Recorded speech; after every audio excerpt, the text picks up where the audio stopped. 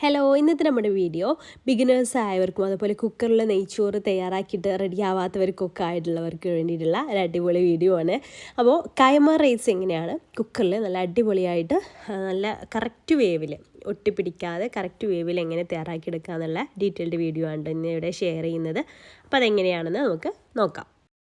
അപ്പോൾ ആദ്യം ഞാനിവിടെ ഒരു കുക്കർ എടുത്തിട്ടുണ്ട് കേട്ടോ. ഞാനിവിടെ 2 ഗ്ലാസ് അരി വെച്ചിട്ടാട്ടോ തയ്യാറാക്കി എടുക്കാൻ പോകുന്നത്.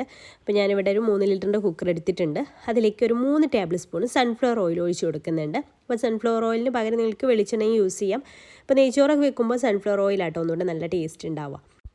ഞാൻ സൺഫ്ലവർ ഓയിൽ മാത്രമല്ല കേട്ടോ, നെയ്യും കൂടെ മിക്സ് ചെയ്തിട്ടാണ് തയ്യാറാക്കി എടുക്കാൻ പോകുന്നത്. അപ്പോൾ ഇതിലേക്ക് ആദ്യം ഞാൻ ഈ ഒരു സൺഫ്ലവർ ഓയിലിട്ടിട്ട് ഇതൊന്ന് ഫ്രൈ ചെയ്തെടുക്കാം കേട്ടോ. ഒരു സവാള നൈസായിട്ട് അരിഞ്ഞതാണ്, അതൊന്ന് ഫ്രൈ ചെയ്തെടുക്കുകയാണ്. ഇത് നമുക്ക് വേണമെന്നുണ്ടെങ്കിൽ ചെയ്താൽ മതി, സ്കിപ്പ് ചെയ്യാവുന്നതാണ് കേട്ടോ. മുകളിൽ ഇങ്ങനെ ഡെക്കറേഷന് വേണ്ടിയിട്ട് മാത്രം വേണമെങ്കിൽ ചെയ്താൽ മതി. പിന്നെ അതിലേക്ക് കുറച്ച് കിസ്മിസ് ഇട്ട് കൊടുക്കുന്നുണ്ട്. അപ്പോൾ അണ്ടിപ്പരിപ്പ് ഉണ്ടെങ്കിൽ അണ്ടിപ്പരിപ്പ് ഇടും. ഇപ്പോൾ എൻ്റെ കയ്യിൽ അണ്ടിപ്പരിപ്പ് ഇല്ലാത്തതുകൊണ്ട് അത് ഇട്ടിട്ടില്ല. അപ്പോൾ ആദ്യം അണ്ടിപ്പരിപ്പ് ഇട്ട് കൊടുത്താൽ മതി. ജസ്റ്റ് ഒന്ന് ബ്രൗൺ കളറായി വരുന്ന ആ ഒരു സമയത്ത്. എന്നിട്ട് ആ ഒരു കിസ്മിസും കൂടെ റെഡിയായി വന്നാൽ നമുക്ക് ഈ ഒരു ഓയിലിൽ നിന്ന് അത് കോരി മാറ്റി വെക്കാം. പിന്നെ അതിലേക്കൊരു 2 ടീസ്പൂണ് നിറയെ നെയ്യ്, നല്ല നെയ്യ്, 6 kg നെയ്യാണെങ്കിൽ അത്രയും നല്ലത്, അല്ലെങ്കിൽ മിൽമ നെയ്യാണെങ്കിൽ അതായാലും കുഴപ്പമൊന്നുമില്ല. അത് ഇതിലേക്ക് ചേർത്ത് കൊടുക്കുക. പിന്നെ ഒരു 6 ഏലക്കായ, 6 ഗ്രാമ്പു, ഒരു പീസ് പട്ട, പിന്നെ അതുപോലെ തന്നെ ബേ ലീഫ് ഉണ്ടെങ്കിൽ അതൊന്നും കൂടെ ചേർത്ത് കൊടുത്തോണ്ട് കേട്ടോ. അത് ഈ ഓയിലിട്ടിട്ട് ജസ്റ്റ് ഒന്ന് വഴറ്റിയെടുക്കുക. പിന്നെ അതിലേക്ക് ചെറിയൊരു സവാള, വലുതാണെങ്കിൽ 1/4 പകുതി മതിയിട്ട്, ഒരുപാടൊന്നും വേണ്ട. അപ്പോൾ ചെറിയൊരു സവാള ചെറുതായിട്ട് അരിഞ്ഞതും കൂടെ ചേർത്തിട്ട് ജസ്റ്റ് ഒന്ന് വഴറ്റിയെടുക്കാം. അത് ബ്രൗൺ കളർ ആക്കി എടുക്കൊന്നും വേണ്ട, ജസ്റ്റ് ഒന്ന് വഴറ്റിയെടുത്താൽ മതി. ആ ഒരു റൈസിലേക്ക് ആ ഒരു സവാളയുടെ ടേസ്റ്റ് കിട്ടാൻ വേണ്ടിയിട്ടാണ്. പിന്നീട് നമ്മൾ കഴുകി മാറ്റി വെച്ചിട്ടുള്ള വെള്ളം വാർക്കാൻ വേണ്ടിയിട്ട് വെച്ചിട്ടുണ്ടായിരുന്ന കൈമ റൈസ് ഇതിലേക്ക് ചേർത്ത് കൊടുക്കാം. കൈമ റൈസ് അല്ലെങ്കിൽ ജീരകശാല അരി എന്നൊക്കെ പറയുന്ന സംഭവമാട്ടോ ഇത്. ഇതുകൊണ്ട് നമ്മൾ നെയ്ച്ചോറ് ബിരിയാണിയൊക്കെ ഉണ്ടാക്കിയ പ്രത്യേക ഒരു ഫ്ലേവറും നല്ലൊരു സ്മെല്ലാണല്ലോ. ഈ ഒരു അരിക്ക് തന്നെ പ്രത്യേക ഒരു സ്മെല്ലാണ്. അതുപോലെ ചെറിയ അരിയായിരിക്കും. അപ്പോൾ അതുകൊണ്ട് നല്ലൊരു ടേസ്റ്റാണ് ഇത് വെച്ചിട്ടുള്ള നെയ്ച്ചോറായാലും ബിരിയാണി ആയാലും ഒക്കെ. അപ്പോൾ അത് നമുക്ക് നന്നായിട്ട് തന്നെ ഇതിലിട്ടിട്ട് വറുത്തെടുക്കണം കേട്ടോ. അത് വറുത്തെടുക്കുന്ന സമയം അതിലേക്ക് വേണ്ടിയിട്ടുള്ള വെള്ളം തിളപ്പിക്കാനായിട്ടും വെക്കണം. 1 ഗ്ലാസ് അരിയിലേക്ക് 1.5 ഗ്ലാസ് വെള്ളം എന്ന രീതിയിലാണ് തിളപ്പിക്കാൻ വെക്കേണ്ടത്.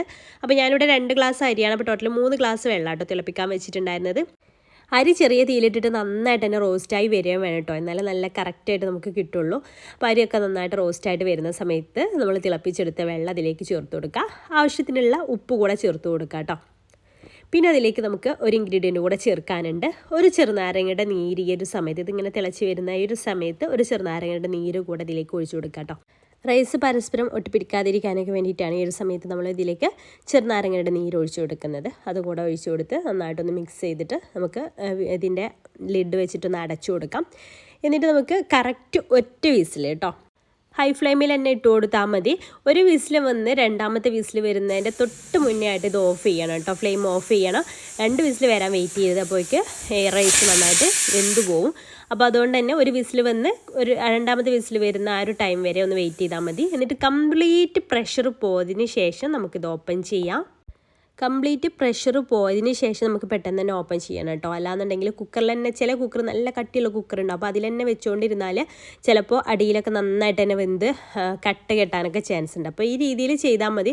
വേണം പ്രഷർ മൊത്തത്തിൽ പോയിട്ട് നമുക്ക് ഓപ്പൺ ചെയ്തെടുത്താൽ മതി. അതിൻ്റെ മുകളിൽ ഞാൻ കുറച്ച് റോസ്റ്റ് ചെയ്തിട്ടുള്ള സവാളയ്ക്കൊന്ന് ചേർത്ത് കൊടുത്തിട്ടുണ്ട്.